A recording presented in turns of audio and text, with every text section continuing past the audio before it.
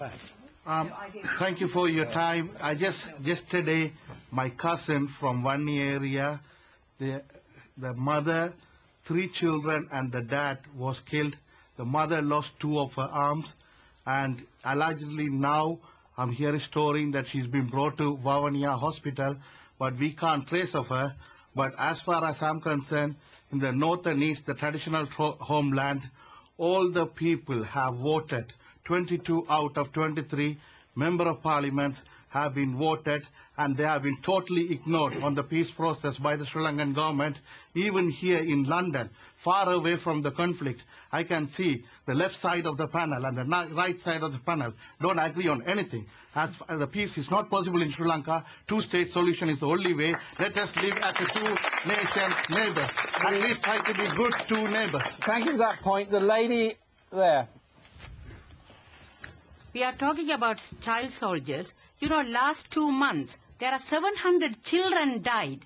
What happened? I mean, why we are not talking about that? 700 children died. And not only that, these children, if they are come to the camp, again they will be killed. Then why can't they join the LTT and fight for their cause? I think anybody will do that. All right, I'm going to take question from Fiona Billiter, please. Fiona, your question, please. My question to the panel is, do you think an independent Tamil state is a realistic and workable model for the region? Can I answer? Douglas. Yes. The Tamil homeland, for everybody to know, is South India, Tamil Nadu, where 70 million Tamils live. It's not in Sri Lanka, this small island. So they're talking about traditional homeland. They have driven out, as I said, all the Sinhalese and the Muslims. Ethnic cleansing was done in the north. 100,000 Muslims were thrown out overnight, given only to take £5 worth of money, and they are still living in camps. But there's no concern about saying, oh, what about those civilians living, 100,000 Muslims living in camps from 1990? But the traditional homeland concept is something that they have brought up, and when people say, oh yes, we have been living, we know history of Sri Lanka. So Douglas, is that a no then?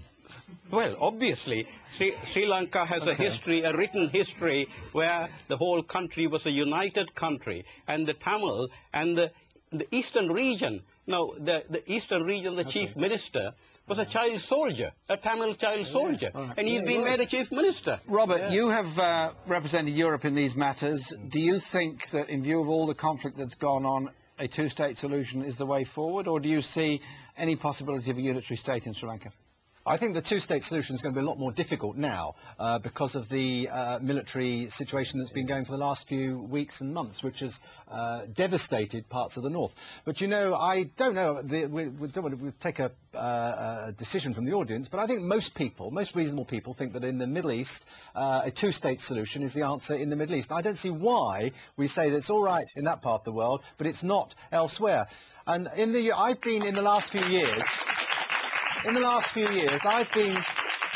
been to I observed the elections for independence of Montenegro, from Serbia, Montenegro. And so we say to the Montenegrins, and there's lots of Montenegrins living in Serbia, there's lots of Serbs living in Montenegro, we've given independence to Montenegro, we've granted independence to Kosovo. And I think there's a bit of double standards. Okay, so are you saying you support an independent Tamil state? I think that is going to be a federal structure giving a huge amount of autonomy to the Tamil people would have been an ideal way forward a few months ago. I think now the situation is going to be very, very difficult because there's a lot of resentment.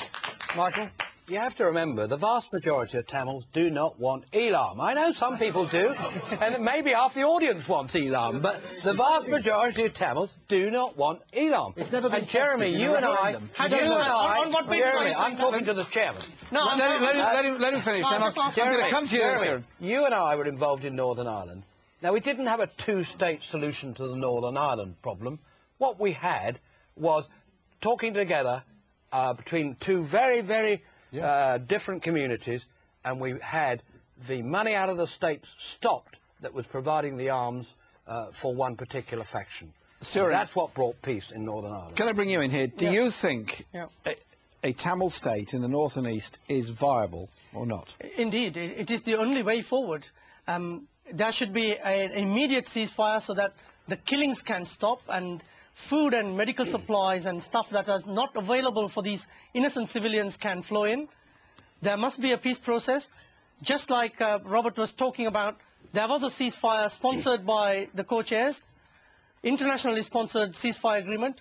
Just like any agreement that has been done. Hang on, that was a ceasefire. That doesn't necessarily bring about a solution. Like I said, that is merely a halt in the fighting. Like I said, in the Middle East, if you're going to interrupt, then I'll keep talking. Then you walked out. Yeah. No, you carry on talking. It's fine. You've got the floor. Just like in the Middle East, unless there is a two-state solution, there's not going to be peace and stability in that region. There can be two nations, friendly nations, who can live. So you see a Tamil state as being viable. Okay, audience question. Front row, gentleman there with the blue tie. Dark blue tie. Thank you, Jeremy, and good evening, panel. There is a genocide going on in Sri Lanka. No. So the security of let him ask his question. Security of the civilians is at risk. So therefore, the only way to bring about peace to prosper in Sri Lanka is a two-state solution, and it's not only the leaders of Sri Lanka who are making statements like hospitals are a legitimate target and killing patients there. It's the people here. For instance, Lord Naseby, last year, in one of the public meetings in the House of Commons... Get to your point. Yeah, if you don't interrupt, I'll finish. Now, in a committee room, he said he's a trained pilot himself, and if you bomb terrorist targets, civilians do get killed, and there's nothing you can do about it. It's well publicized. And does he want to... I'll give Lord Naseby a chance to answer that question. Gentleman at the back there. My question is about first of all, the forum to PressTV, where I don't see the panel has been constituted with the Muslim member of Sri Lankan community, where I feel that this has been a discrimination, first place.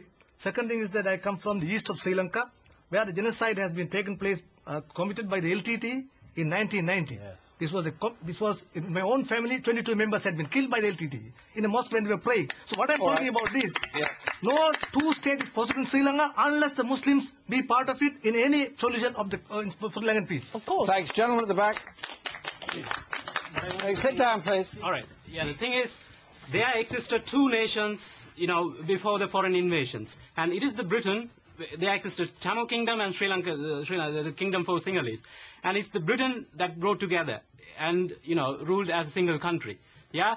I can compare this to a civil marriage case where, two partners were brought together, but both of them are different in every respect. We are different from Sinhalese in religion and everything. So if the marriage doesn't work out, the only solution is separation. And we people prefer Tamil Leelam. Thank you. Lady over there. Give with a government that is using cluster bombs and phosphorus bomb and killing even small children. They are talking about child recruitment, but violently they are killing. You can't see the pictures even. Okay.